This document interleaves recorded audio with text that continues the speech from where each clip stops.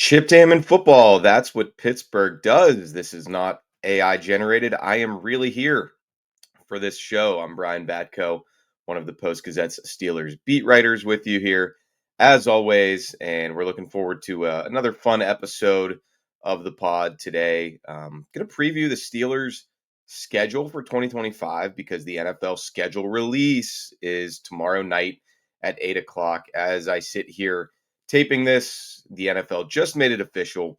Steelers week 4 against the Minnesota Vikings, 9:30 a.m. Eastern in Dublin, Ireland. We already knew they'd be playing in Dublin.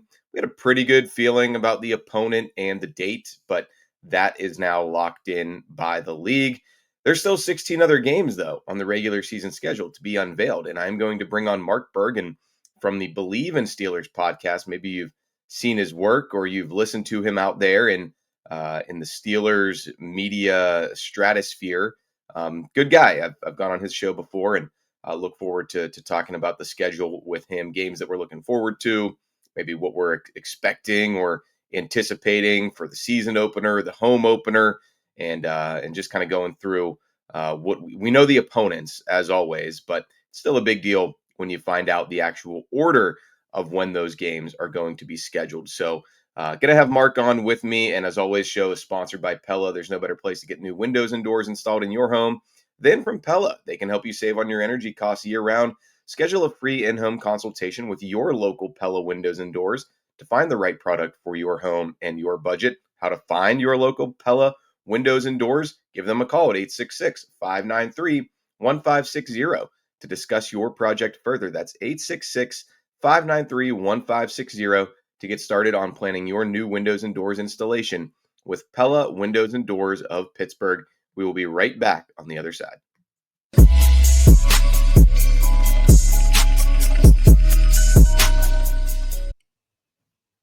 All right, and there's our guest for today, Mark Bergin, host of the Bleav in Steelers podcast from the Bleav Podcast Network. If you found our show out there in the interwebs, you've probably seen Mark. He used to host it with Ike Taylor before Ike got all highfalutin Steelers scout on us. What's going on, Mark?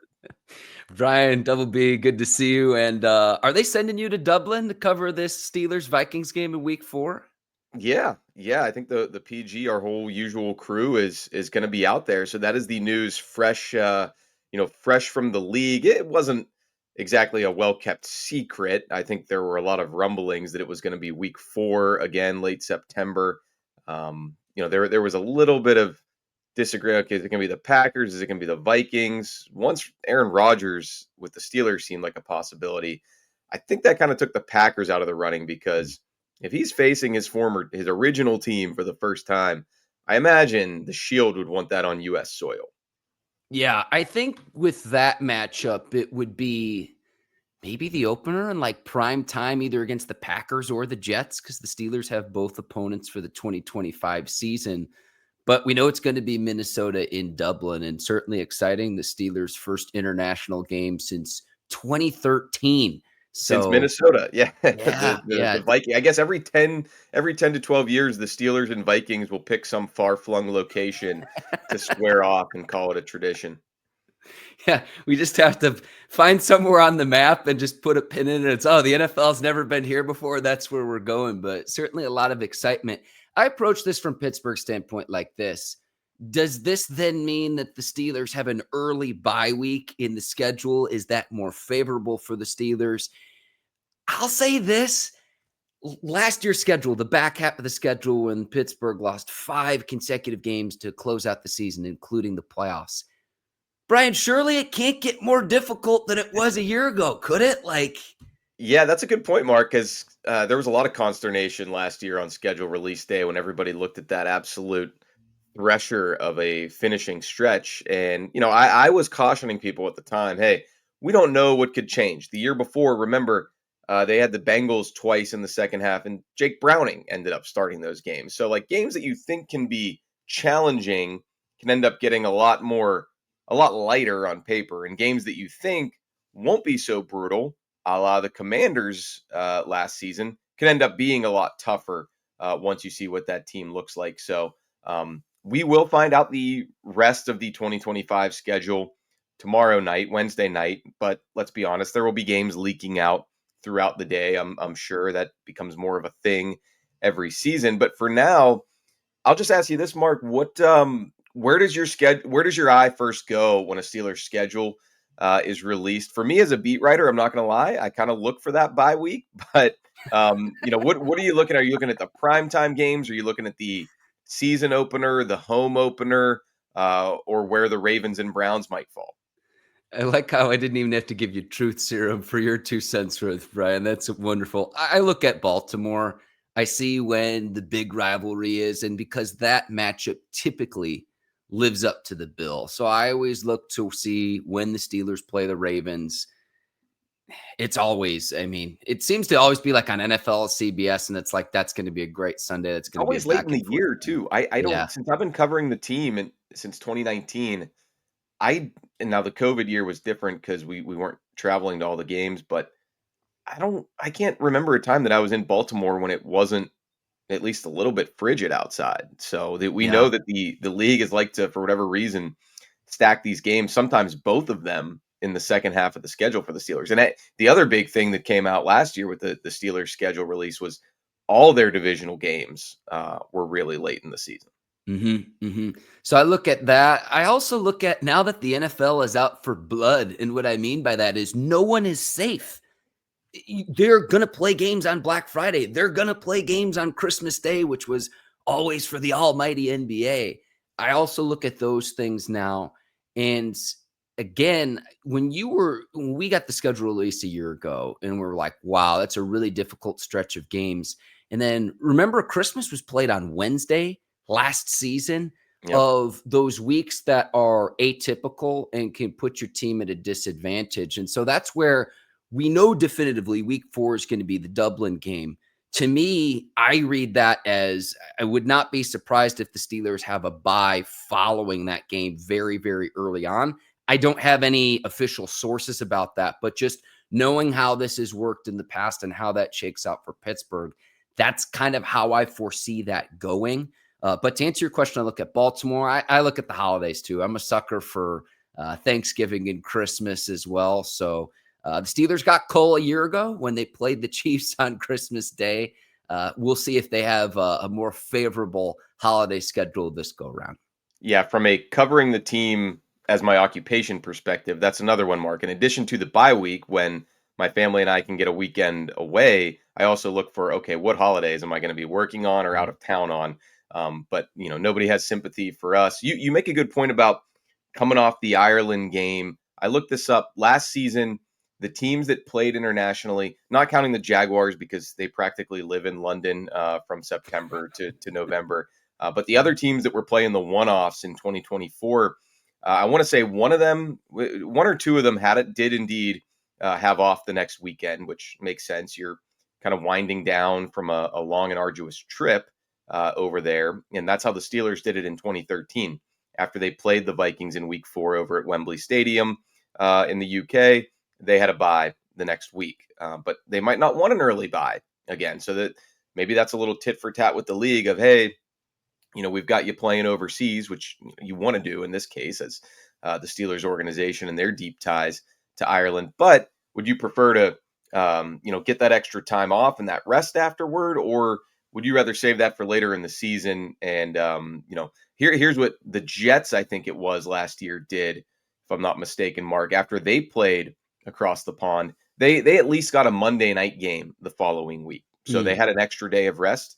Maybe the league will hook the Steelers up with something like that. I imagine that they might have a little bit of say or preference in how that international trip affects their next few weeks. Yeah, definitely. And And to your point, though, yeah, I bet if they have their druthers, I'm sure they're going to the league and saying, "Can we not get another 3 games in 11-day stretch like the one you alluded to last year, which was what was it? Eagles, Ravens, Chiefs, yeah, in some order." and look, fresh on all the Steelers fans' memory is going to be giving up 299 rushing yards to Baltimore in the playoff game. You had the one drive where the Ravens ran it 13 straight times. It's why the Steelers double dipped in the draft to get Derek Harmon and to bring in Y.A. Black to fortify A gap, B gap. But I look back at that Eagles game on the back half of last season when the Steelers had 2 offensive possessions in the second half. Brian, I've watched football a long time.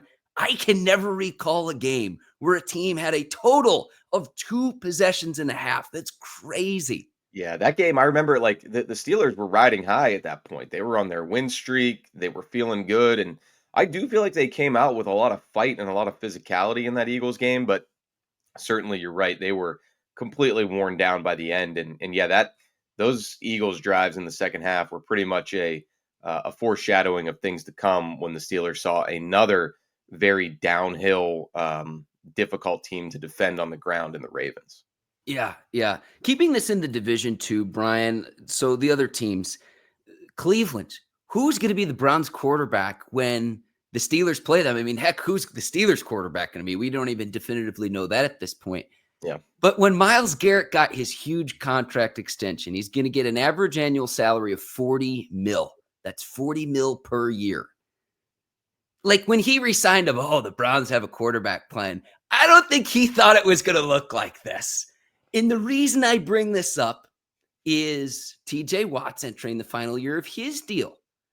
If Myles Garrett's getting 40, Max Crosby's getting 35.5, Micah Parsons is next up. He might be the next shoe to drop or the next domino to fall. He might surpass Myles Garrett. This contract negotiation with TJ Watt, I would try to get out ahead of it. I would try to reach a deal with him. I do not want him anywhere near an open market. He should be a one-helmet player for his career. But how Pittsburgh handles the negotiations, there's the Rodgers drama and what the Steelers are doing at quarterback and stockpiling draft picks for 2026 when the draft is in Pittsburgh. But TJ Watt and what you're going to owe him if you want to keep him in the black and gold is one of the most fascinating things that we'll watch here in the coming weeks leading up to the season. Yeah, I mean, I get the vibe that the Steelers are probably waiting for his side to budge a little bit. That's kind of how it works in these high stakes business negotiations, and they've been through a lot of them. Omar Khan, not as many as the GM, but plenty as the the capologist essentially when he was kind of the vice president of football administration under Kevin Colbert. So he's seen these things play out, and I'm with you. I ultimately think they are going to sign him, but it's never easy.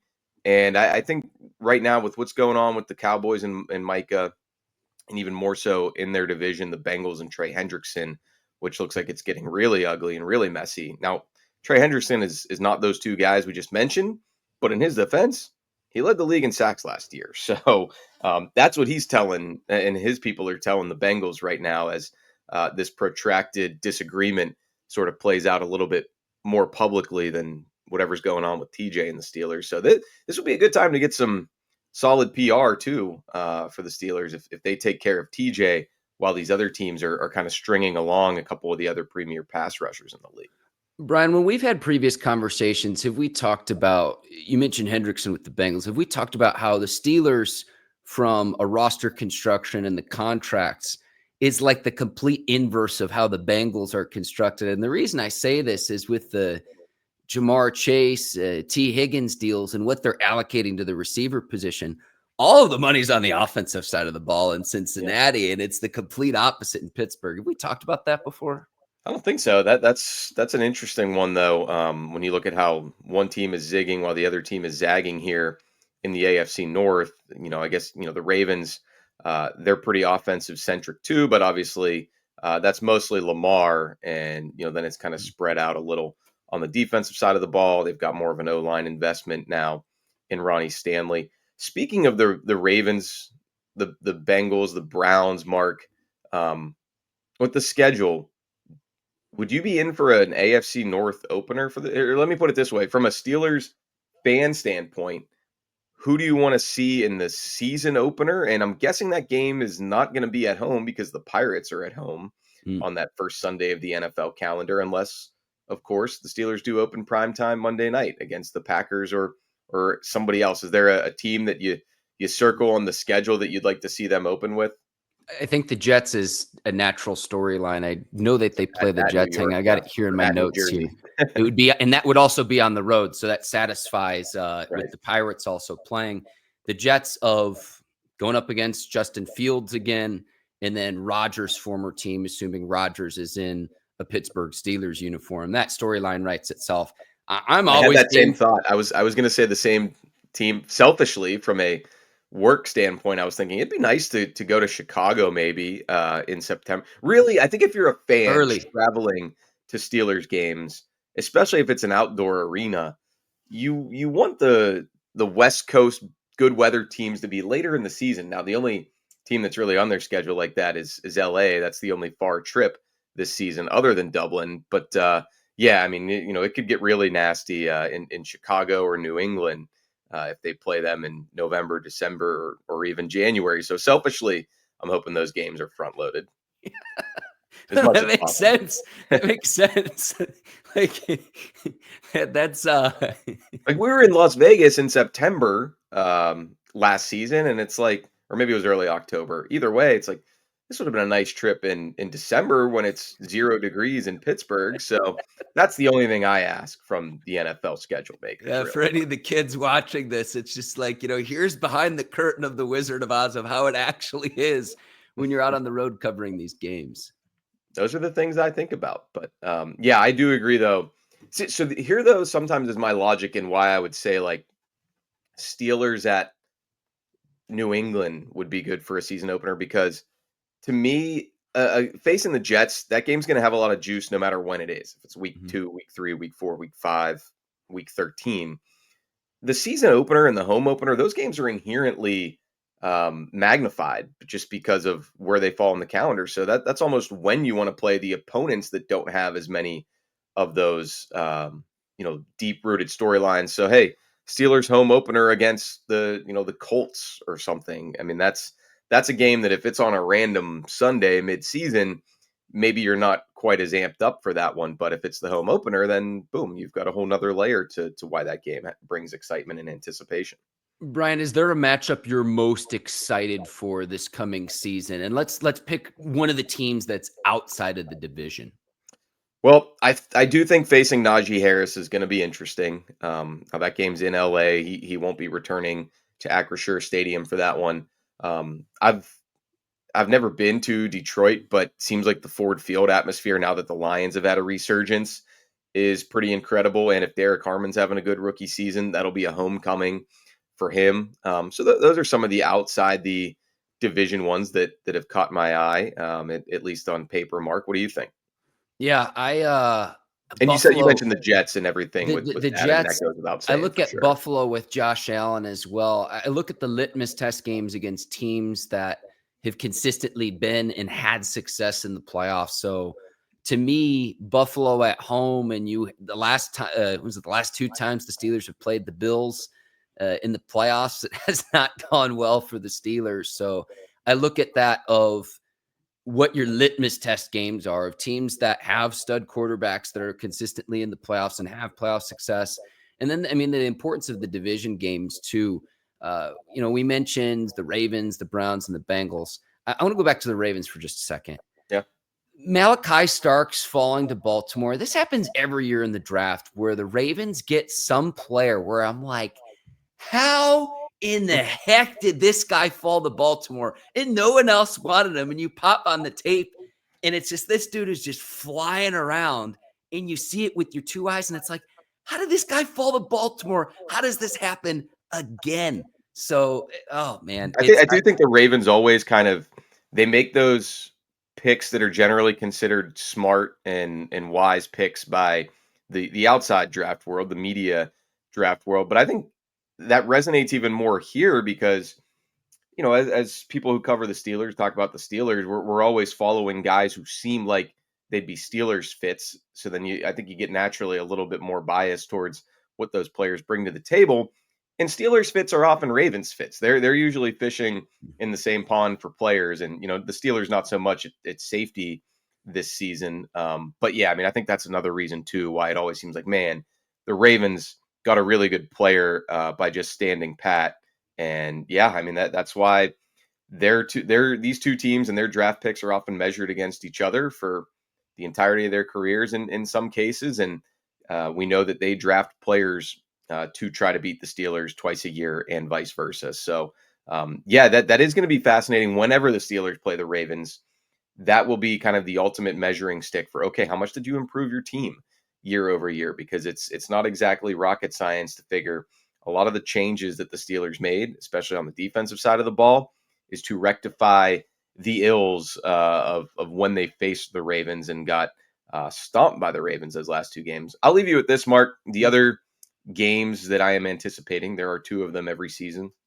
Steelers Browns. It seems to get chippier every single year. George Pickens is no longer in the equation, so that's one aspect of not liking each other that's gone. But let's be honest, who wouldn't want to see Kenny Pickett face his former team, the team that drafted him, the team from the city he went to college in?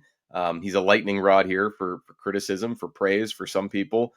I guess if he does end up winning their starting job out of camp, which is a big if because that quarterback situation is just a complete unknown at this point. But if he does, I hope Steelers Browns, at least one of those matchups, is earlier in the schedule before Andrew Berry and Kevin Stefanski and company say, well, we've got to see what the rookies got, whether it's Dillon, Gabriel, or Shedeur Sanders, if that season's going off the rails.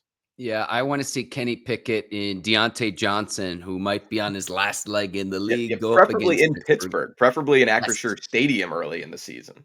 And remember, too, if Mason Rudolph is the Steelers quarterback, remember that Thursday night game all those years ago when Myles Garrett's swinging helmets and these two teams are going back and forth? Yeah, have they faced each other since then? I actually don't know off the top of my head. I guess that goes to show how much we've all kind of I or, don't think that I don't think Miles has I don't buried think that. so. Because Yeah. because remember, Garrett got suspended for the remainder of the season. Yes, So and I'd have to double check that. But can you imagine if it's Kenny Pickett and Mason Rudolph and then Myles Garrett flying off the edge too of just those storylines write themselves? That's a matchup I want to see. Point blank, it's a matchup I want to see and the bad blood between the teams and the cities. I absolutely want to see that. in that sense, I'm rooting for Kenny Pickett to win the job. Let's say Kenny Pickett gets the Browns job, and then he faces the Steelers week 2 or week 3 at Acrisure Stadium. And let's say by week 4 by week 18, Shedeur Sanders has taken the helm for Cleveland and the Steelers face him over on Lake Erie. How's that sound for a nice little schedule pairing, Mark? Yeah, no love for Dillon Gabriel. I understand, Eh, but yeah. I think the other two get the juices flowing, move the meter a little bit more. definitely, definitely. Brian, I appreciate it, man. And it's Yeah, like it's we could speculate till sundown about all this. I got one other question for you sure. too. So we knew the Steelers were going to have a big announcement today. We're recording this Tuesday, May the 13th. Any rumblings about Rodgers on your end? Because I'm going to have to do this schedule release, try to predict the Steelers record on my show. And I don't even know who the heck the quarterback's going to be. I don't know. I really don't. I mean, I think Mike Florio of NBC floated an idea that Rodgers is waiting for the schedule to come out to sign and make it official because he wants to avoid maybe some of the primetime game. But like, I just don't really get that because the Steelers always get primetime games. We know that they're a big enough brand that whether it's Aaron Rodgers at quarterback or Mark Bergin at quarterback, they're going to be getting a lot of these late night games with all eyes on them because they are the Pittsburgh Steelers. So maybe that's something that Rodgers has in his brain, but I don't think it makes a lot of sense to me from where I sit. So I don't know when and how this all plays out. I'd still put my chips on Rodgers being the Steelers quarterback in week 1, but I guess there's it's not a complete 100% slam dunk because he's not here, and until he is, you have to factor in the Rodgers factor.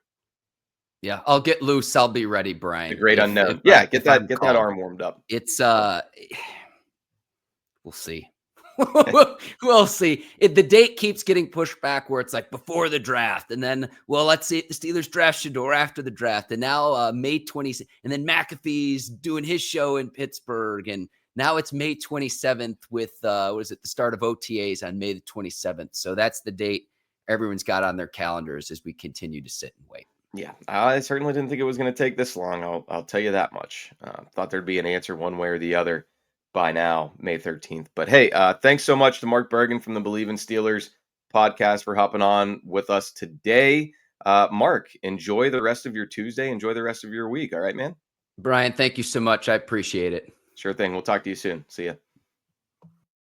All right, there he goes. We will the whole Steelers schedule Wednesday night. But yes, as I recall from last year, games, opponents, they'll leak out throughout Wednesday. So if you want to keep an eye on social media, if that's your thing, cool.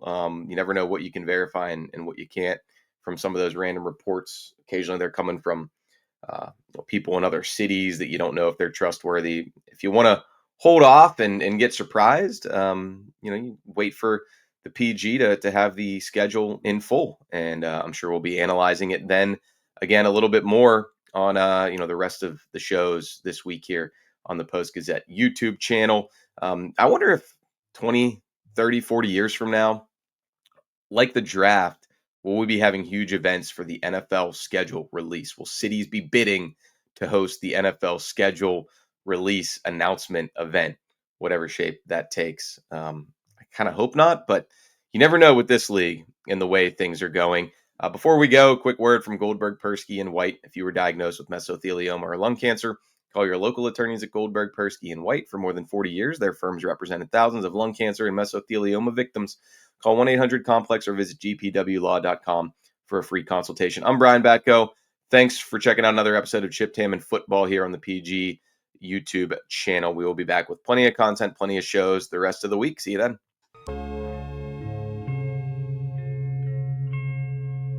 Thank you for checking out this content from Post-Gazette Sports. If you watch this video on YouTube, please like the video and subscribe to our channel. For all of the sports coverage the Post-Gazette has to offer, visit post-gazette.com.